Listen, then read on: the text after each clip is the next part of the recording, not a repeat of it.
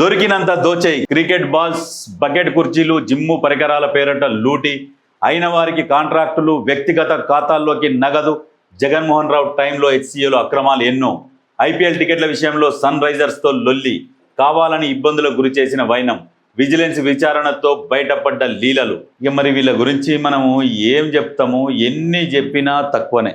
విపరీతమైన అవినీతి ఎక్కడ చూడు ఇంకంతే. ఇక ఒకటా రెండా, లాస్ట్ క్రికెట్ బాల్స్, కిట్లు, గార్డ్స్ ఉంటాయి కదా, ఇక ఇవి కూడా, కుర్చీలు, ప్రతి దాంట్లో. ఇక మరి ఇట్లయితే క్రీడారంగం ఎక్కడ ముందుకు పోతుంది? ఇప్పుడు భారతదేశము క్రీడారంగంలో వెనకబడ్డది. వెనక నుంచి ఉంటుంది, ముందు నుంచి ఉండదు. ఒకప్పుడు అమెరికా ఈ దేశం కొడుతుండే, దాన్ని దాటేసి చైనా ముందుకు పోయింది. మనం ఏడుంటాం? మనకు ఒలింపిక్స్లో పోతే ఎన్ని పథకాలు వస్తాయి? ఏదో సెకండో థర్డో, ఏదో 1, 2, 3.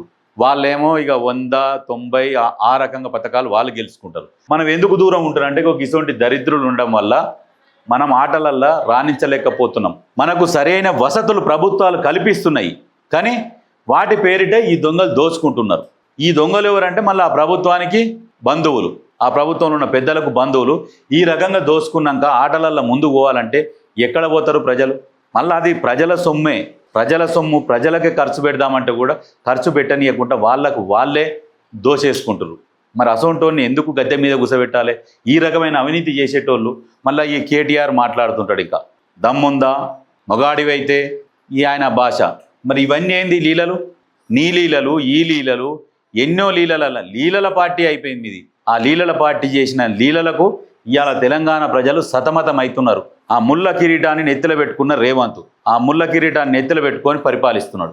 ఎప్పుడు ఏం చేయాలన్నా అవదిక్కున అప్పులు కనబడతాయి. 1వ తారీఖు రాగానే అలా 8 లక్షల కోట్లకు ఆ మిత్తి రెడీగా వాళ్ళు కట్ చేసుకొని పెట్టుకుంటారు. ఈ ఆదాయాన్ని మళ్ళీ దాంతోపాటు ఉచిత పథకాలని వీటన్నిటిని బ్యాలెన్స్ చేసుకుంటూ పోవాలి. మీరు చేసిన అప్పులకు మిత్తి కట్టుకుంటా మళ్ళీ ఇక్కడ పథకాలని ఇవన్నీ చేసుకుంటా పోతాలంటే ఏందది? అటువంటి పనులు చేస్తున్నారు. దానికి మళ్ళీ మీదికెళ్ళి ఈ రకరకాల మాటలు. సిగ్గుండాలి కనీసం మీకు ఈ రకంగా చేసి.